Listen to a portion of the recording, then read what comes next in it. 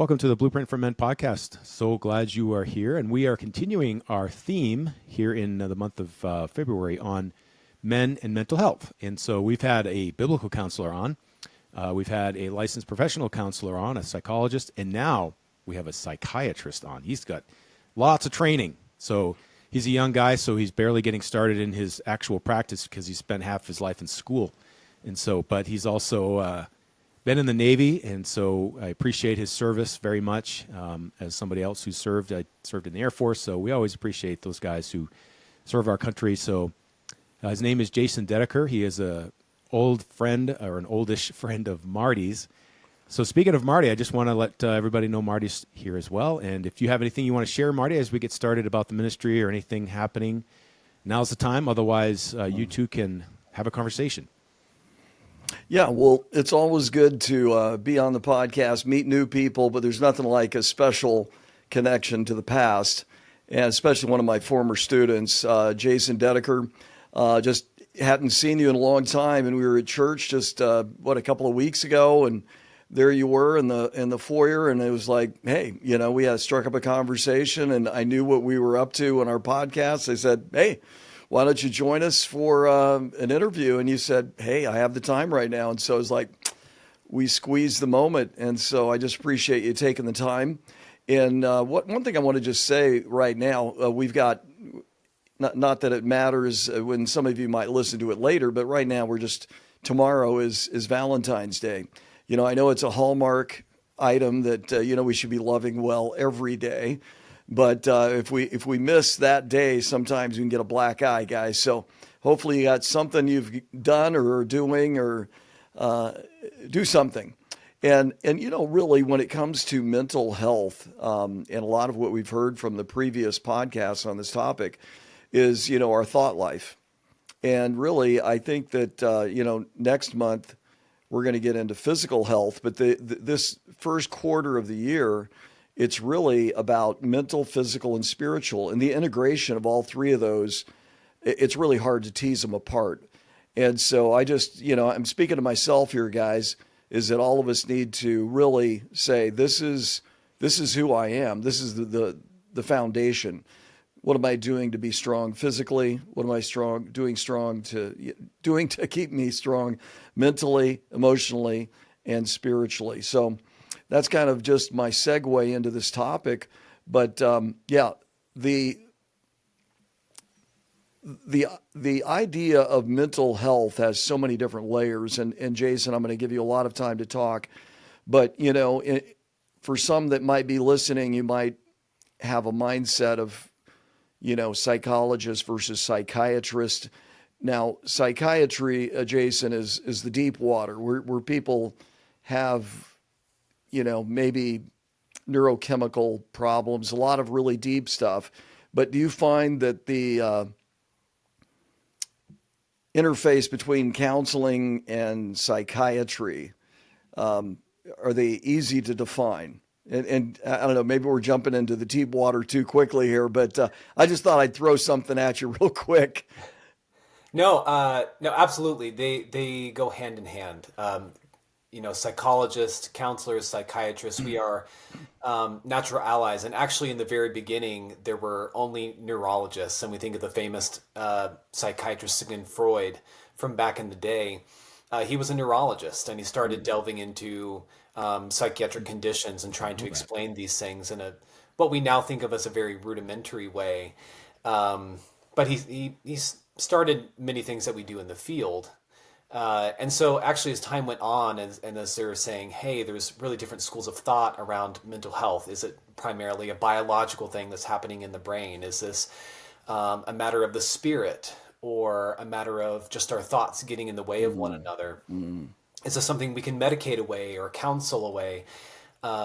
Some of these schools kind of started parsing apart, but as the field of counseling, or what we now call psychology, kept developing, the psychiatrists or the physicians that were practicing these things, trained others to provide this therapy, and kind of psychology in a way was born. Now it's a little more complicated than that. Sure. And psychologists do their studies, and their training is different than psychiatrists. But even, psychiatrists, though we focus on medications and more the biological side of things, we are still certainly trained in therapies and do a lot of counseling. And in fact, when I was during my last 4 years of being a psychiatrist in the Navy, we focused a lot as a psychiatrist on counseling, on therapy, rather than medications, just because of the way that medications can interact with active duty military members and the firing weapons and piloting ships and all the big things that they do. But absolutely, we work hand in hand. We're constantly talking about our patients, referring to one another for problems that maybe we don't have a focus or an expertise in that the other field does. Nice. Yeah, it's medicine and in just every area, the more you get specialized, the more you have to know where your boundaries are. I know my son's a physician as well, and there's certain things that he does, and he knows where his limits are, and to keep those boundaries is really a big deal in professional arenas, and it keeps people honest, and it helps with the patient care as well, I would think.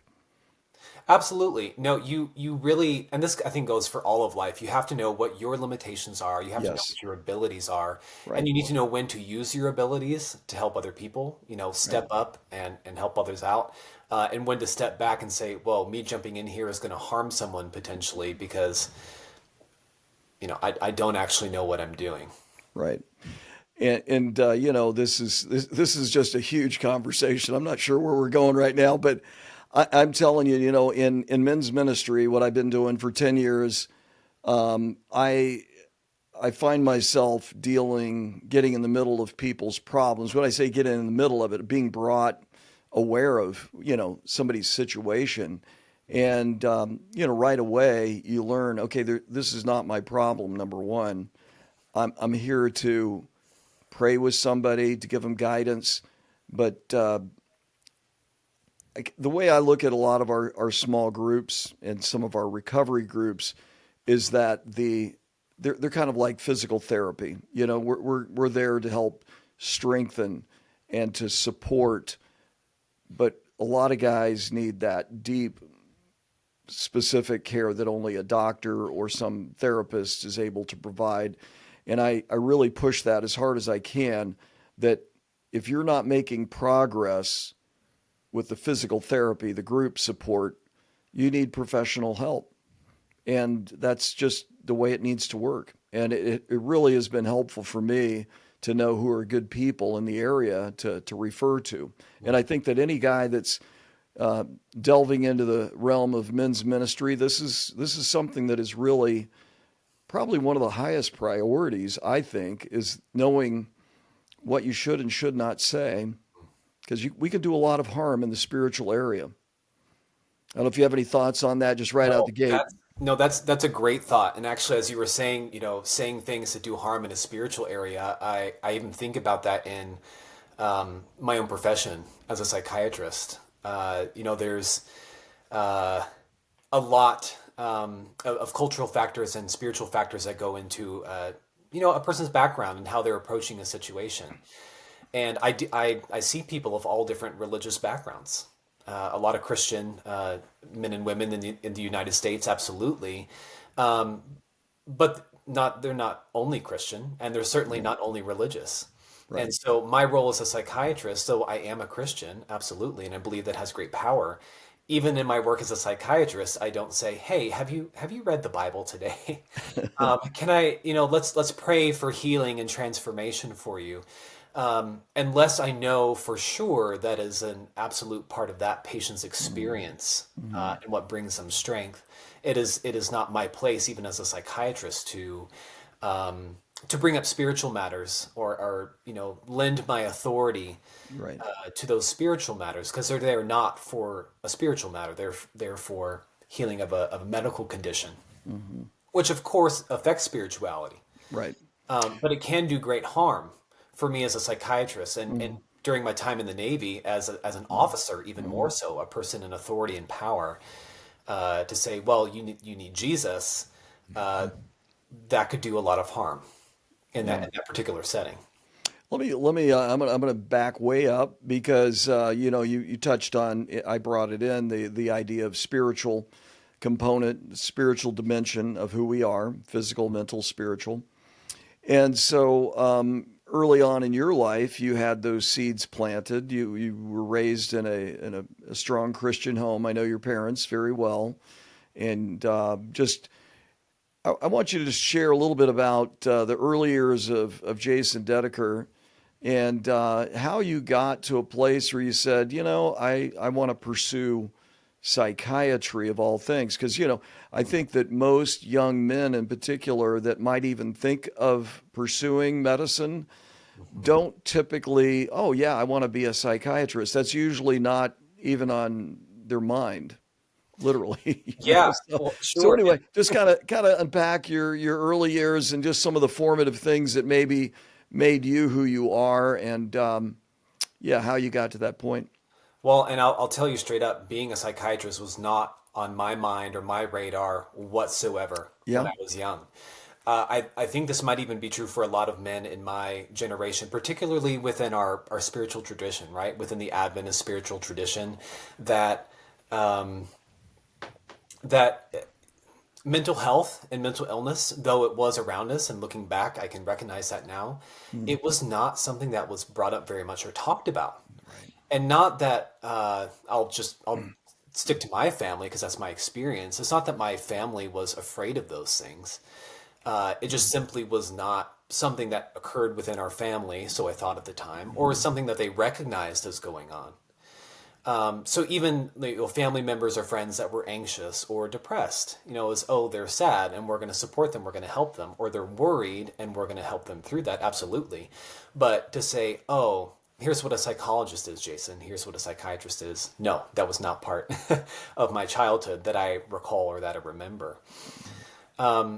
But what I do remember are those supportive experiences of our friends. My parents had this friend group around them here in Southeast Tennessee. Their kids were like our cousins, and so we were raised in this community. And we had, yes, the broader church community around us. We had our neighbors, our literal next door neighbors who looked out for us a lot. But I saw my parents support and take care of their friends, and that had a huge impact on me. My parents were finding ways to support their community and people around them, and that was never explicitly taught. It was not, Jason, this is what we do, and we support our community, and here's like the tenets of supporting your friends. No, it was just simply this is just what you do. Right. And so as I grew up and moved along, of course, then you get exposed to teachers who are very caring and supportive of you, and people who are listening to your story, and listening to your needs as a child or as a teenager, those very formative years. And Marty being one of them, just seeing, hey, he had a way of seeing students for who they were. And again, not necessarily explicitly saying, hey, this is something that may be helpful to you, or this is something that I see that you need, let me help you. But just doing it in their daily teaching. I had another teacher at Collegedale Academy, where Marty worked, Gary Pinnell. He was the history teacher. And he made history to me interesting and alive, and kind of emphasized the value of stories, people's lived experience, and how world events and local events affect daily life. And so all these things I carried with me into college, where I'm excited about history. I'm going to be studying history and maybe become a lawyer or something else. So again, not even fully thinking of medicine the entire time in college. But eventually straying that way toward medical school, going to medical school, now thinking of being a pediatrician. You go to medical school wanting to do medicine and science and treating, quotes, real medical conditions. And again, I hadn't thought about mental health. But when I first got exposed to the psychiatry wards and the psychiatry clinics, and you see the full breadth of illness that is happening there, and the full depth of people's pain associated with that, you go, okay, wow, there's a need here that I didn't know about. And there's all these people taking care of these conditions that I didn't know about. And the power in their pain lied lay in their story. We don't have in psychiatry, we don't have, imaging or lab tests to say, hey, you've got major depression, you've got generalized anxiety, you have PTSD or schizophrenia. We can't do that. And so it involves taking people's story and listening, and not just listening, but understanding what they're saying, the emotional impact behind their words.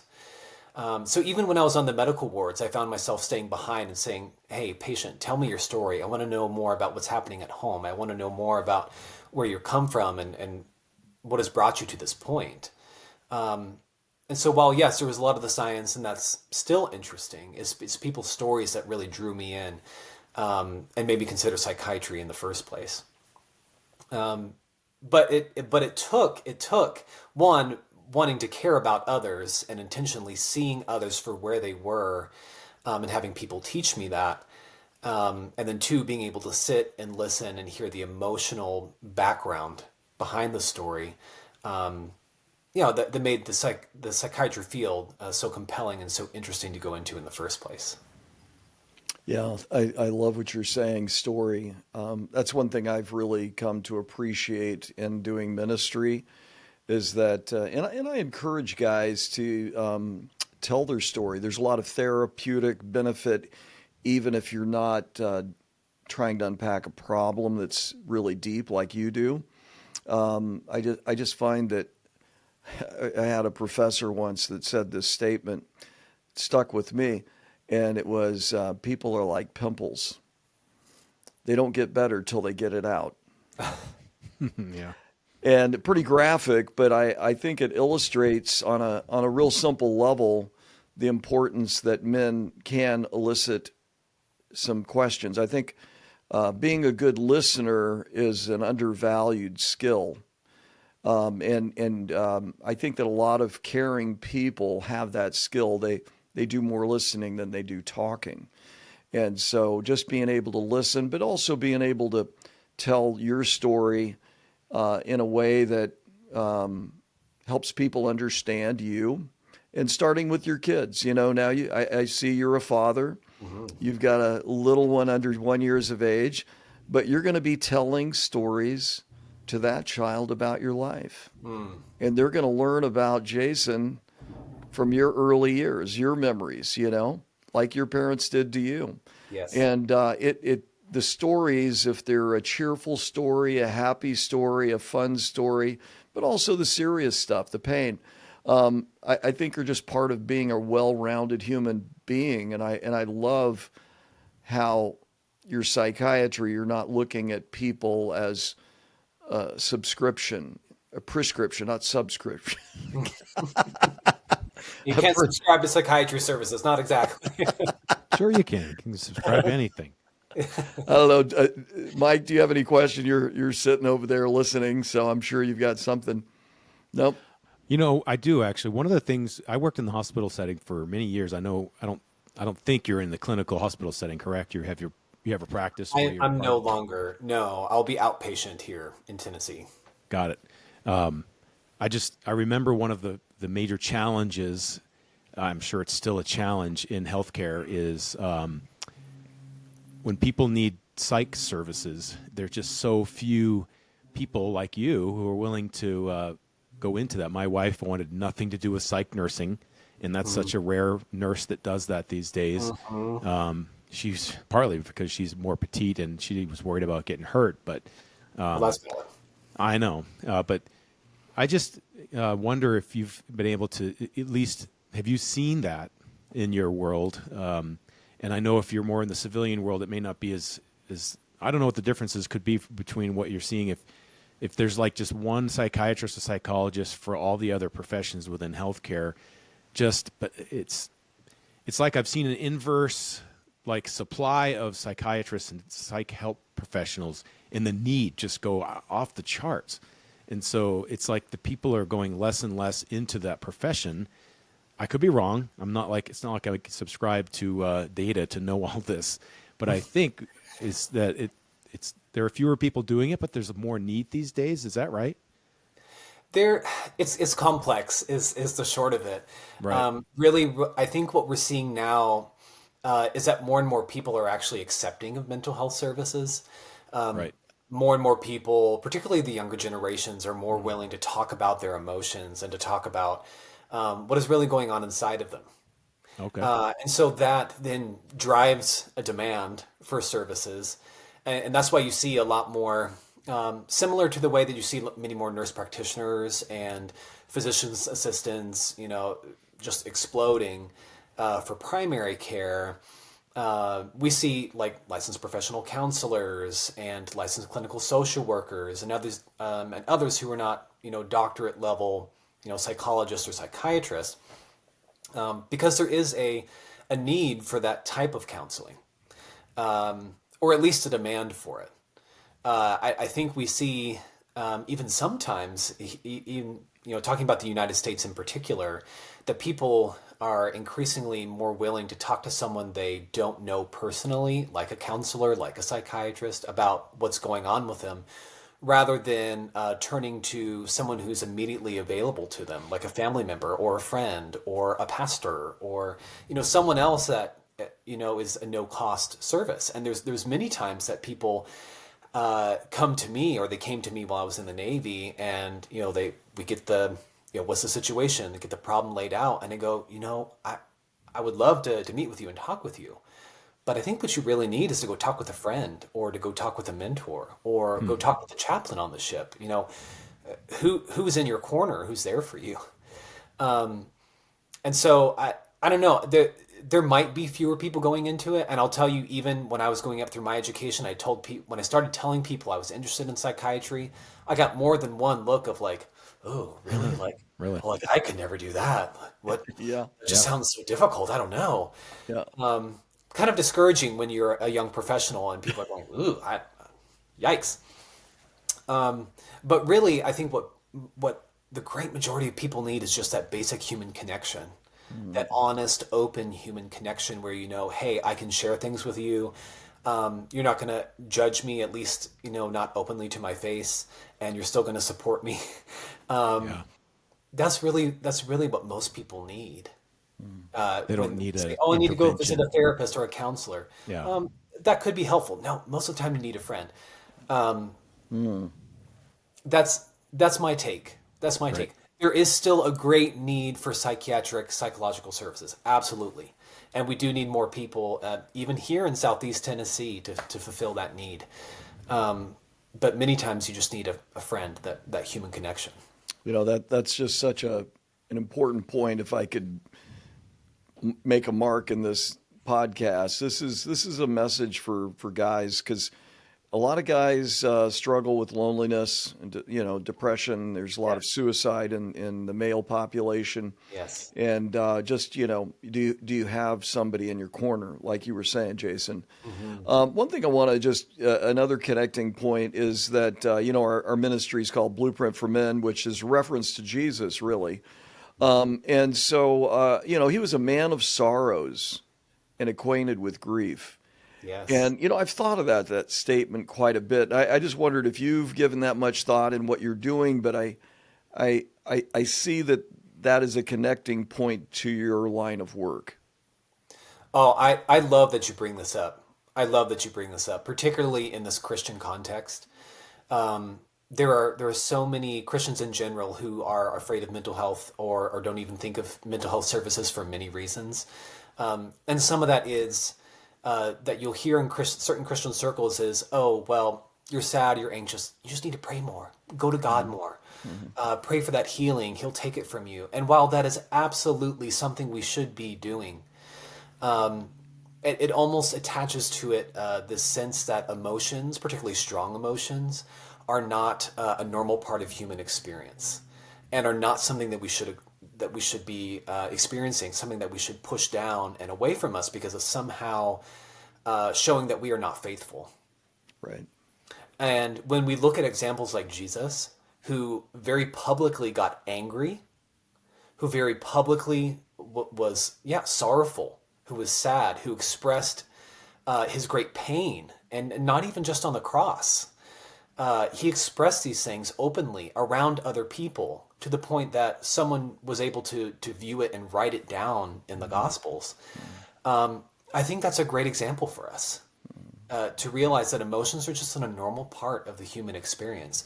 And yeah, we need to let it out in a way that's not destructive. So yeah, Jesus was turning over tables in the temple, and that was constructive in the sense that he was saying, all right, no, we're going to return this to what this temple's purpose is at the end of the day. I tell my patients anger is normal, but punching your boss in the face when you're angry with your boss is not the appropriate thing to do. There are ways to channel that anger and feel that anger and put it toward a constructive purpose. But you got to feel it. And if you don't experience the emotion, if you don't express the emotion, it stays inside and it just tears you apart. The same goes for happiness. We focus on the negative side, but some people are afraid, or they don't feel like they deserve to experience happiness or joy because of something they've done, or because they don't feel enough or sufficient. It's okay to feel that as well. Let it out. Be joyful as well. One of the all-time favorite movies of mine that I'm sure you've seen, the animated Inside Out. Oh, so good. Yeah. The new one. The second one's also excellent. The what now? There's a second one. They made a sequel. Okay. Yeah, I As haven't she seen that goes one. into puberty and becomes a teenager. Yeah, it's fantastic. Yeah.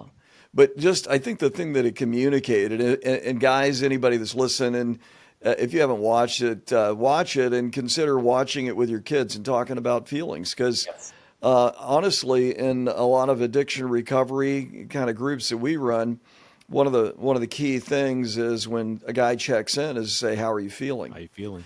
Yeah, how are you feeling? And you give them a menu of what kind of feelings you can report. You don't want to just say fine or I'm feeling meh. The guys need words. And so, but when you do that with your children, you're able to talk about it just like you were talking, Jason, is like, it's okay to be angry, but don't punch your brother in the face. Yes. Let's learn this. Let's learn this early, One other thing I want to mention about that statement, Jesus being a man of sorrows and acquainted with grief, this has to do with you. You're dealing with a lot of times sad circumstances. Okay. Now, I think that because of that statement, some people have had this idea that Jesus himself was sad and sorrowful and downcast all the time. I don't think he was very much. Otherwise, the children wouldn't have been attracted to him. So, you as a psychiatrist dealing with a lot of people's problems, how do you separate that experience from you as a person and not having that kind of, you feel that weight on you when you walk out of that session and when you go home? This is, I would see, would be a big challenge. It is a challenge in the way, and it's an interesting point you make about Jesus there. And I'll start by saying it is possible to be sorrowful, to be sad, to be downcast, and also feel joy at the same time. Interesting. It is possible to feel multiple emotions at one time. Yes, I get that. Because we are emotionally complex beings. It is also, Jesus is able to take on all of our sorrows and all of our emotions and all the things that we have going on. He is able to contain all of that from around the world in a way that we don't understand because he's God himself. Human beings should not attempt that. Right. I will tell you that in my own journey as a psychiatrist, how do I keep those emotions at work when I come home and not let it affect home? It's not something that's automatic. For me, I'll say it's something that I had to learn over time. When I first went to medical school and you get into the clinical settings and you're in the emergency room or the trauma surgery room and you're seeing very real life and death things for adults and for children, and you see the emotions of the families that are surrounding them. And I see Mike nodding his head. He's been there as a hospital chaplain. You've been close to that emotion. It's something that you learn, and we actually had groups in medical school. We would talk. We'd sit down with a physician who was like our mentor.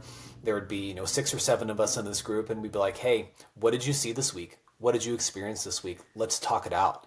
Let's get the emotions on the table, the stories on the table. All right, and what was your response? What did you do?" So these days it's much easier for me to say, this person's emotion is their emotion. This person's story is their story. And I do not have to take that emotion on as my own for me to care about that person, for me to hear that person, and for me to do things that will support that person's health and well-being. There are some times that, particularly after I became a father, if there was a couple patients that came in and they were talking about their young children, or they were talking about their experience when they were a child, and it was incredibly difficult and heart-wrenching that you're listening to.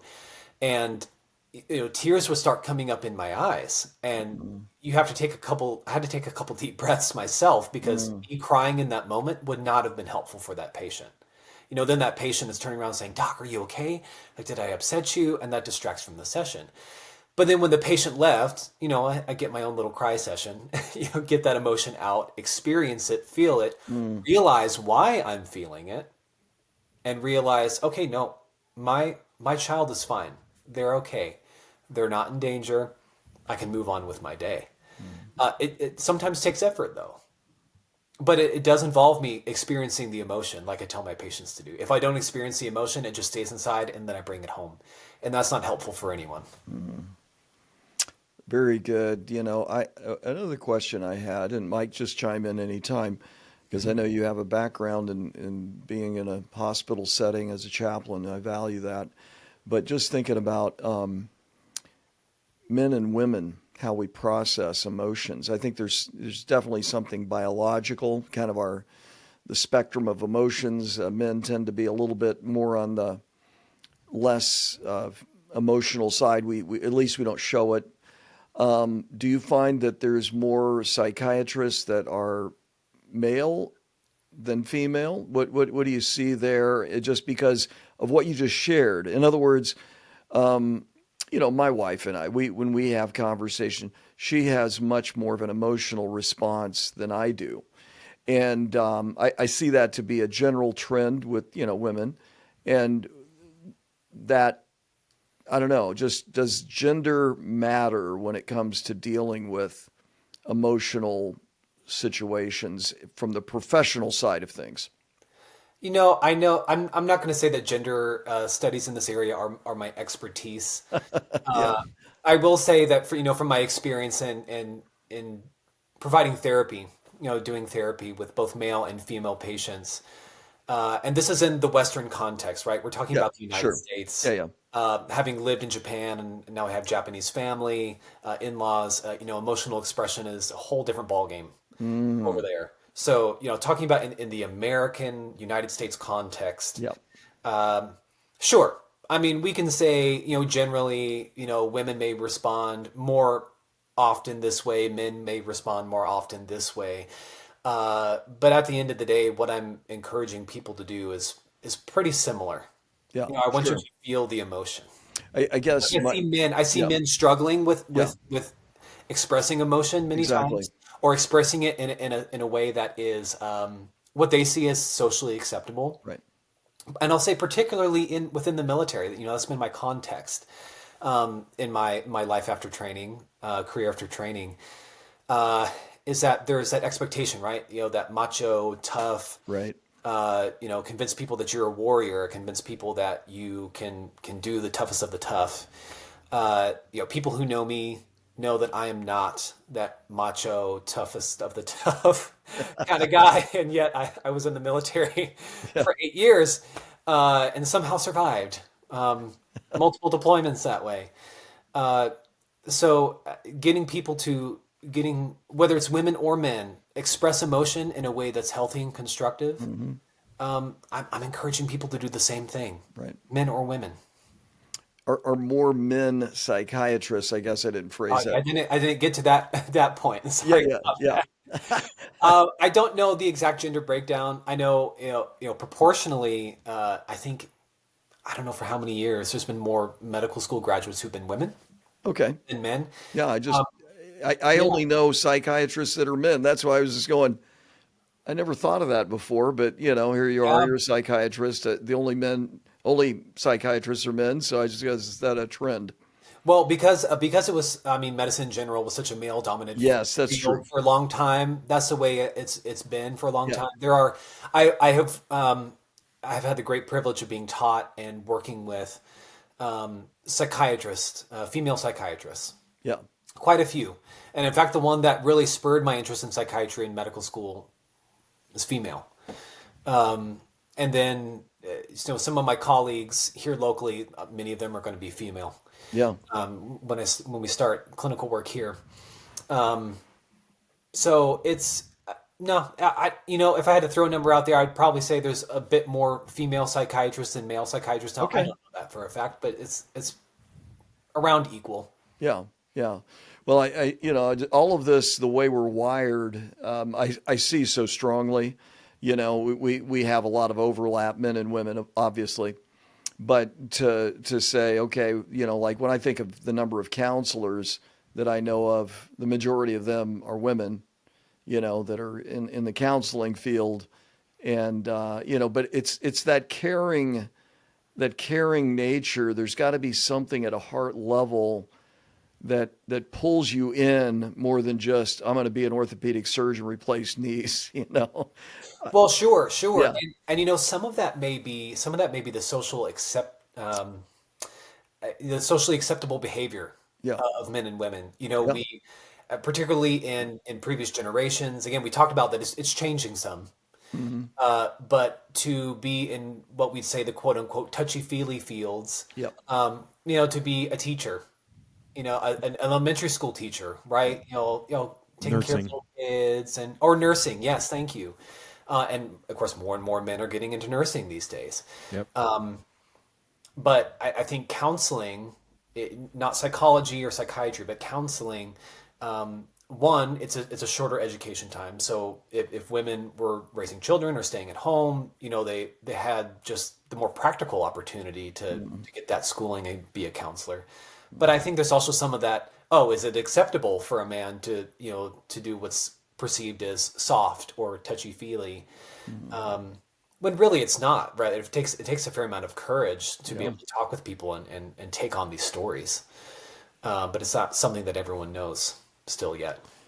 I wanted to ask about. We talked about expressing the emotions, and I know men tend to be what's the word, preconceived, I guess, of more readily expressing anger than more than any other emotion. I mean, that's probably a prejudice on that, but at the same time, it's probably not. So, what would you suggest for guys to be able to find healthy ways to express emotions that may not be that aren't going to be destructive? So, if a guy's listening to this and he does have these strong feelings of anger, perhaps, or just up and down, he doesn't really have a kind of an even emotional life, if you will. Sure. Maybe he doesn't have access to a psychiatrist or counseling. What would you tell this person who's trying to just get a hold of his feelings and maybe express in a healthy way? Yeah, that is a great question. I love that. And this is something I talk about all the time with people who come to see me, particularly men, and actually some minority women groups that express anger as a means of protecting themselves against all the forces that are against them in this world, particularly in the United States. But what I tell people and educate people is that anger is what we call a surface emotion. It very rarely goes by itself. There's almost always another emotion underneath, and that emotion is typically one that makes us feel vulnerable or weak or frightened. So it's something like fear. We're afraid something's going to happen. We're afraid of losing something. Maybe we're sad about something.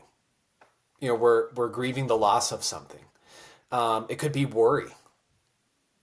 There's all these emotions, but sadness, worry, fear, all those things make us feel vulnerable, like we're not in control. And so that anger comes up as a means to, scare off whatever's threatening you, whether that's, a bear that you need to fight and Right. look big and, get your bear spray out and spray it, or a mugger and, are you going to fight him? Or are you going to have the strength to run away? Like, what are you going to do? But that could even go to, hey, I'm afraid that, maybe my wife doesn't love me anymore, or I'm not doing super well at work, or does God love me? Or, there's all these things that can bring up these very difficult emotions. And rather than try to resolve those difficult situations, the anger comes up. So the first thing I would urge is to say, if you see this as a pattern and you're getting angry frequently, take a step back. When you're not angry, it's more helpful to do this when you're not angry, and say, is there a pattern to this? Is there something or a collection of some things that happen before I become angry? And then you can look at that pattern and say, okay, wow, I notice that I get angry after I've had a difficult day at work. Okay, what happened at work? And is there something at work that's making me frightened or worried or sad? And then you can start to address the root of that, right? If that's difficult, and in the meantime, if you're, punching your walls or punching someone else, or, something else that's, yelling, arguing, something else that's destructive, you can have a set action that you're going to do ahead of time. Hey, when I get angry, instead of this, I am going to do this. I'm going to, I've got a punching bag at home. Take it out on that.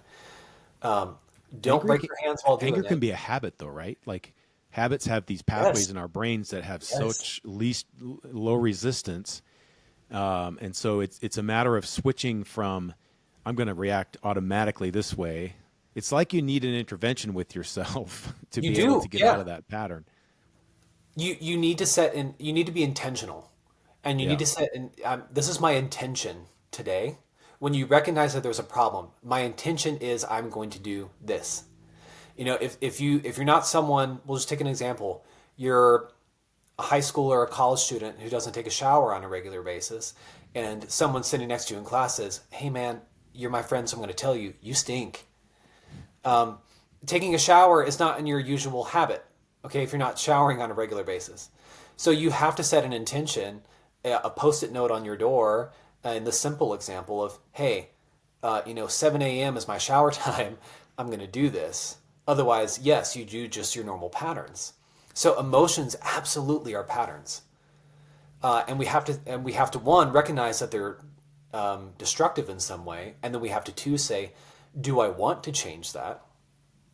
And then three, okay, this is what I'm going to do to change it.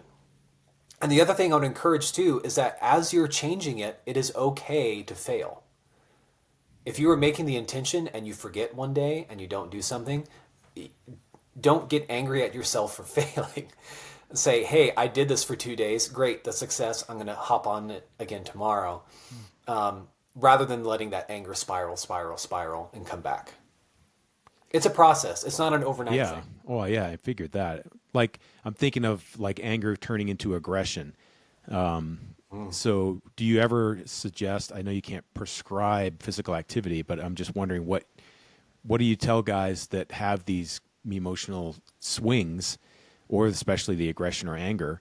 Do you have any specific suggestions for guys around physical activity? Or, we always are encouraging that here in ministry, just make sure guys move. It's part of our message as a church as well.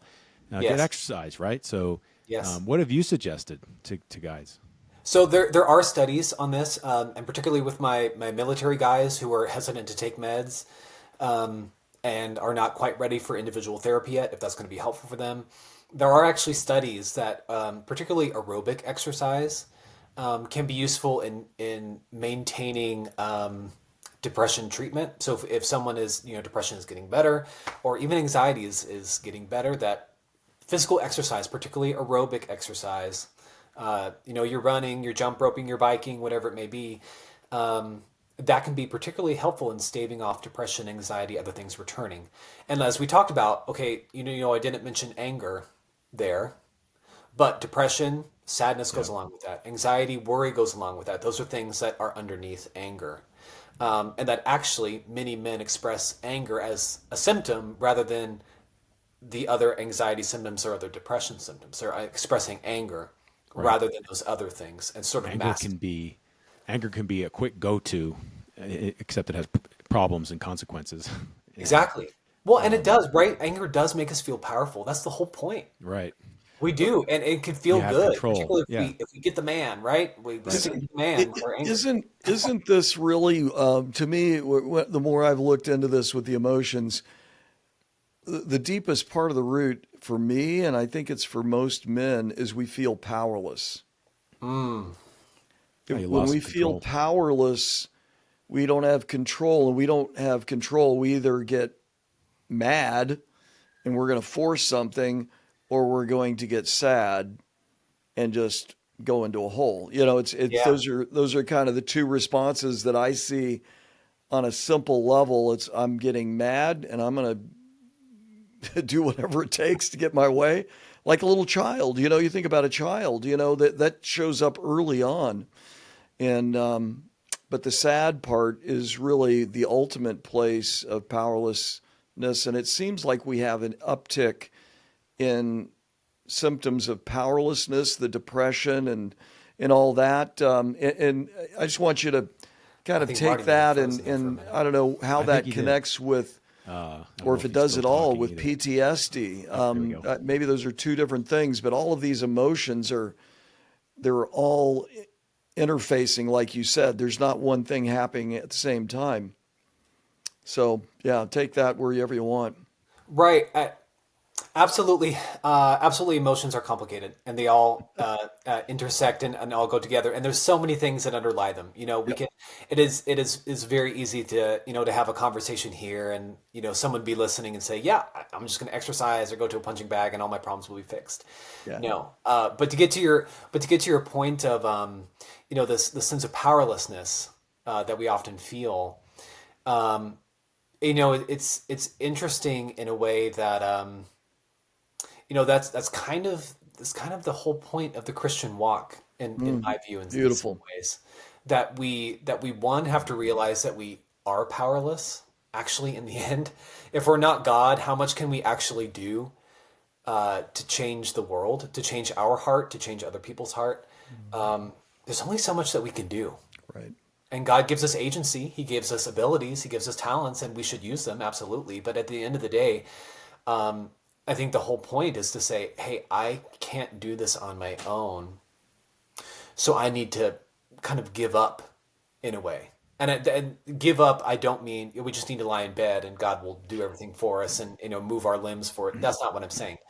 Um, but we do have there's one thing we do have power over, and God gave us power over this, and that's our sense of choice.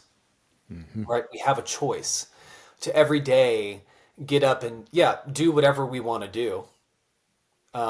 We could get up and, as I say, we could choose violence that day, and we could just say, "I'm not going to work. I'm gonna throw rocks through my boss's window.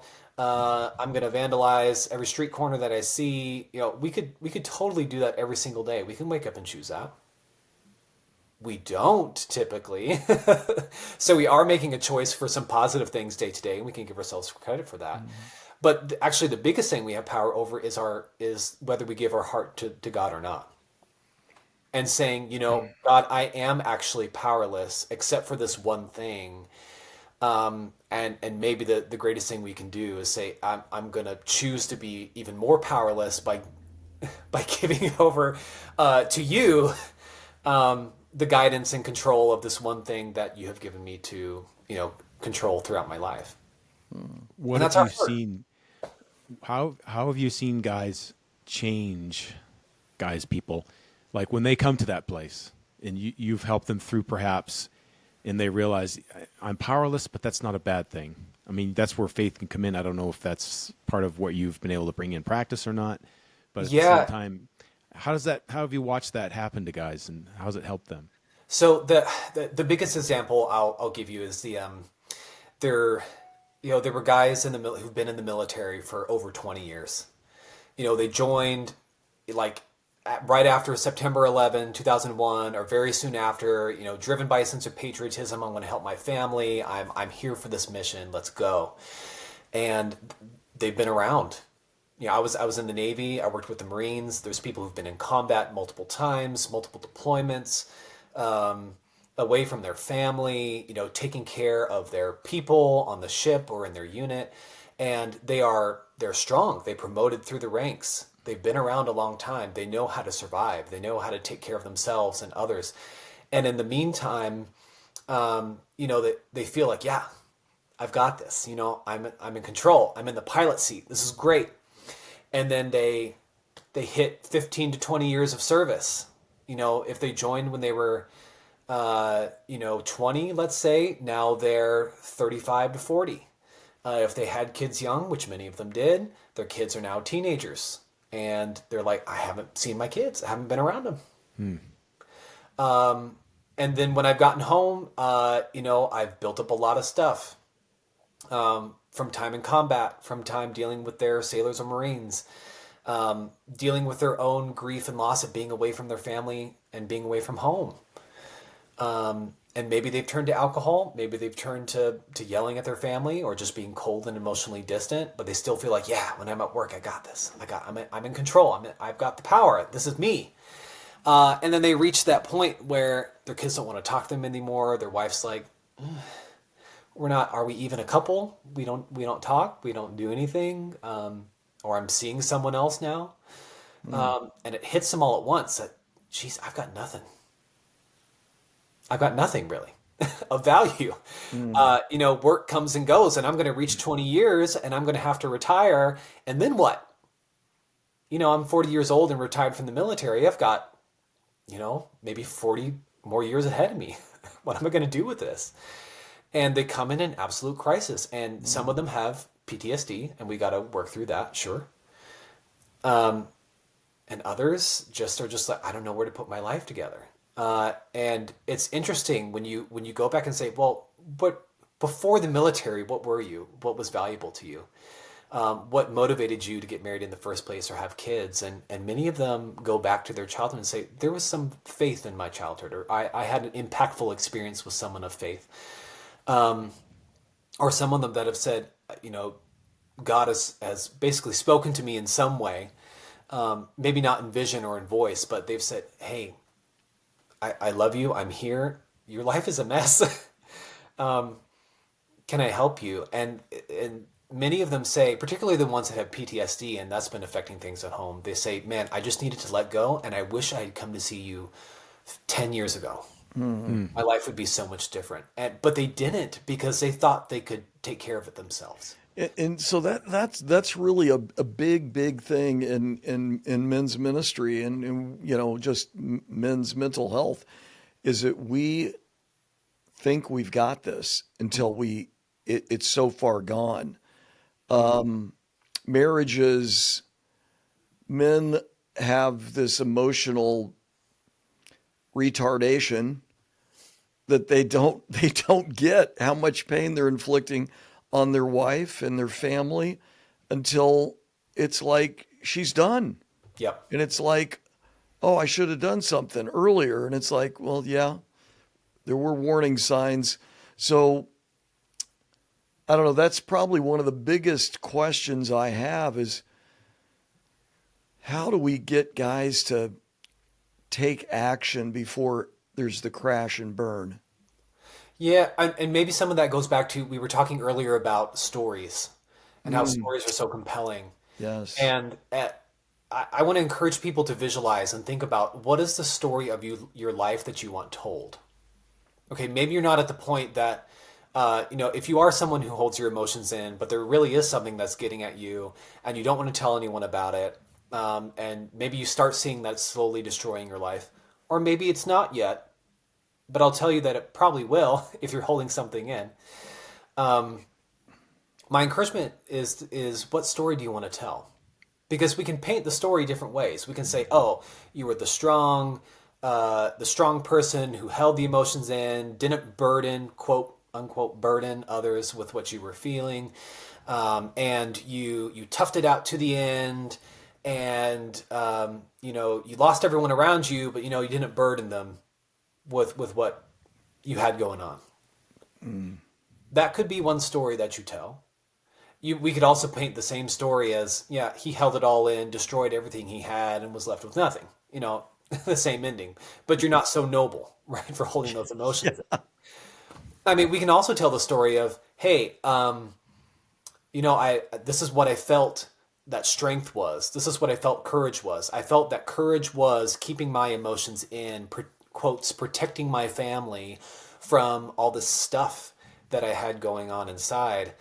Um, but I learned actually that the more courageous thing was to tell people what I was experiencing, to tell someone what was going on with the intention of healing that, so that then we can build more constructive, useful things in our lives rather than focusing on corralling that emotion, that negative emotion all the time.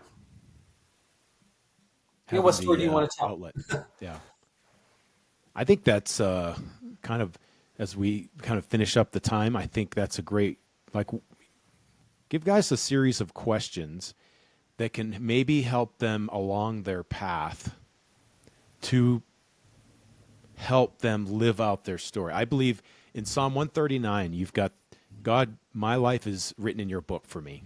I just love that passage because it's like a very wonderfully imaginative way for us to see that God has seen our life from beginning to end. So he knows what our life is. He's got a plan for us. I believe that too. But I also believe God gives us, as you said, agency and choice. But I wonder if you could just finish us with, like, hey, let's maybe have some guys write down some questions that could get them, if they're stuck and they feel like their story just hasn't moved, because who wants to read a story that doesn't move? Who wants to, consume a story that doesn't have any changes in it? And so I know my stories had changes in it. But if you feel like your story's not in a good place or stuck, what can you do to help guys, answer some questions, move them down this path or their own path?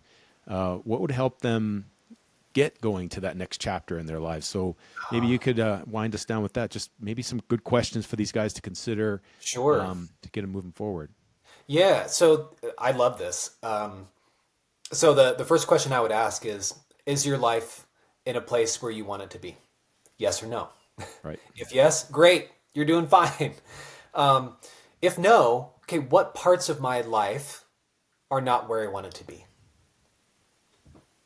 Relationship, work, yourself, whatever. Okay. In your ideal world, what would those things look like? If you could wave a magic wand and fix it today, what would that look like? Okay, great.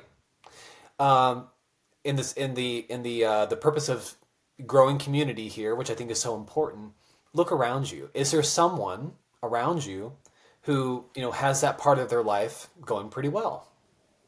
If yes, all right, what are they doing? And you can ask them. That's okay. If we're friends, we're community, and we're supporting each other, ask them, hey, I feel like you do this really well. What's your key to success there? How do you do that? And then the other thing, don't be afraid to ask people around you, hey, is there something about me that you might change? Is there something about me that you think is getting in the way of me doing things differently in my life? That can be an uncomfortable conversation, so get ready for an uncomfortable answer. It's okay to feel uncomfortable. It is okay to feel like, oh, maybe they don't, like me or fully love me. They do, or else they wouldn't tell you. Yes. And if you're asking, it's okay. Be prepared for an uncomfortable answer, but then that gives you material to say, wow, all right, maybe I'm not doing this well. And then again, okay, so someone who is doing that well, how do I implement that in my life? Also, do not be afraid if it comes to a point where you're like, man, I'm not going anywhere, I'm not progressing in any way. There could be something else that's going on, right? There could be a psychiatric condition that you don't know about, that you haven't addressed, that runs in the family, whatever. Then it can be okay. Go talk to a physician. Go talk to a psychologist or a counselor. Even come see a psychiatrist. Don't be afraid of us. We want to help you. There may not be a psychiatric condition there, but it can be still another perspective. Someone else to say, hey, these are things you're doing well. These are things you're not doing well. Here's a condition that we can treat and improve. I always think that the more input you get from other people and the more you're willing to be uncomfortable with the answers they give you, the greater chances of success you're going to have. Yeah, in a safe environment. Yes, in a safe environment, and that Yes. thank you for that, because these should be people who are meaningful and that care about you, right? You're not going to go Yes. to the person that hates your guts and say, "Hey, can you tell me something bad about me?" Um, no. Yeah. These should be people that support you, that treat you well, that love you, that care about you. Thank you so much for making that point. Yes, because that is absolutely essential. Yeah. It kind of leads me to this almost like a little plug for our small groups. Just we have a lot of different small groups in our ministry, and I'm about to start a small group with my local church this weekend for the first time in my church that I'm aware of for men. And one of the things that I'm going to have guys start with is tell their story so that we can get to know them a little better. In any new small group, that's a good thing to do. But I also, it helps build that sense of safety where guys can trust each other. I'm going to capture those questions. I'd like to actually put those questions that you put out there and put them in our show notes.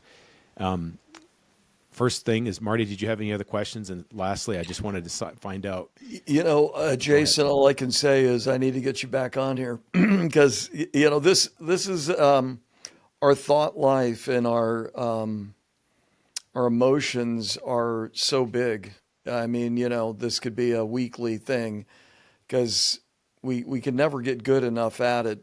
One thing that I have guys do with their spouse and with their children, and if they have the courage, is to do a fruit test. And I've shared this on some other podcasts, but just on a scale of 1 to 10, and you don't have to give me the answer right now, and I'm not a 10 on any of these, is, on a scale of 1 to 10, how is my love to you? Now, being Valentine's Day is tomorrow, maybe that would be the ultimate sacrifice for a man is to ask this, on a scale of 1 to 10, how is my love for you? And then joy, am I a joyful person on a scale of 1 to 10? Guys need to hear numbers. They need to hear specific metrics that they say, okay, I want this to go up. I know that I haven't been patient. I want to be patient. And anyway, I just feel like those kind of questions that are very specific are helpful for guys, because in the end, I feel like most of the problems are related to that fruit test. And you need open communication to do that. Yeah. I love this fruit. I've never heard this before. I love it, but it's reminding me of a conversation I had with my wife last week, and she said, Jason, this thing was bothering me, and I dropped hints about it, and you didn't pick it up. And for all my psychiatry training and listening to people, I thought back and I went, okay, now that you say that, yeah, you were dropping those hints and saying things, but I wasn't hearing that. So yeah, I get what you're saying. We need the specifics, and sometimes need to be hit over the head with that information very literally and upfront. Yeah. I love Sometimes, that fruit test. This is yeah, great. sometimes we have to, like Mike, I like Mike asking you what kind of questions, because questions are so huge. I mean, sometimes we have to tell the person the question, and how we say it. Like, in other words, like, what am I doing that you don't like? And what do I do that you do like? You can say, what do you want me to do more of? What am I doing well that you want me to do more of? Yes. What do I do that you want me to do less of? So it's not a black and white. It's saying, I'd be nice if I saw less of this, and it's a little softer punch. Yeah, and that's a good point too. So yeah, this is not a good or bad. This is Right.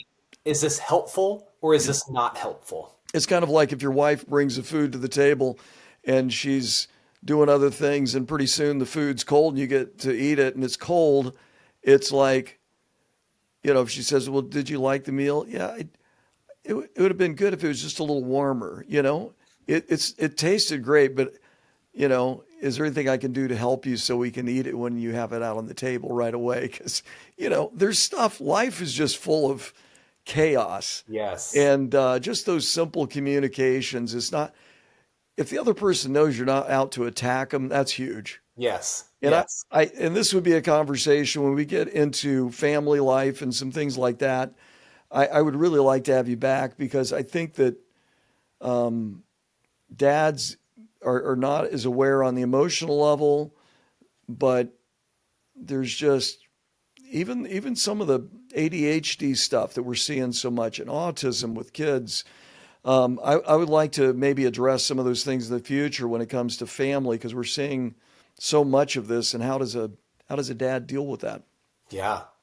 That is a tough question. Yes, for Yeah. for another conversation. Yeah. Yeah, Yeah. And I know you totally. wanted to get into PTSD a little more, and I'm sorry we didn't go more Well, specifically that well, way. that might get into parenting. You never know. Well, sometimes Yeah. it does. Yes. It's not only when a bomb goes off physically, right? Yeah. Yeah, and that's yeah, so The much we could subtle say about PTSD and our role as fathers in preventing PTSD in our children. boy. Um, but That'll be yeah, that'll be a I would love to talk segue. about that. Yeah, yeah. Nice. Well, Mike, wrap us up here. I just had one last thought or point. Yes, please. Just This is hard to stop, It man. I know, is. I know. It's not even like about the mind per se. It's like, tell me what you value, or tell me what journaling. I love journaling. Have you ever encouraged guys to journal? And do you have any specific thoughts, methods, techniques that work for guys? Some I have not, and some. So I'll tell you why.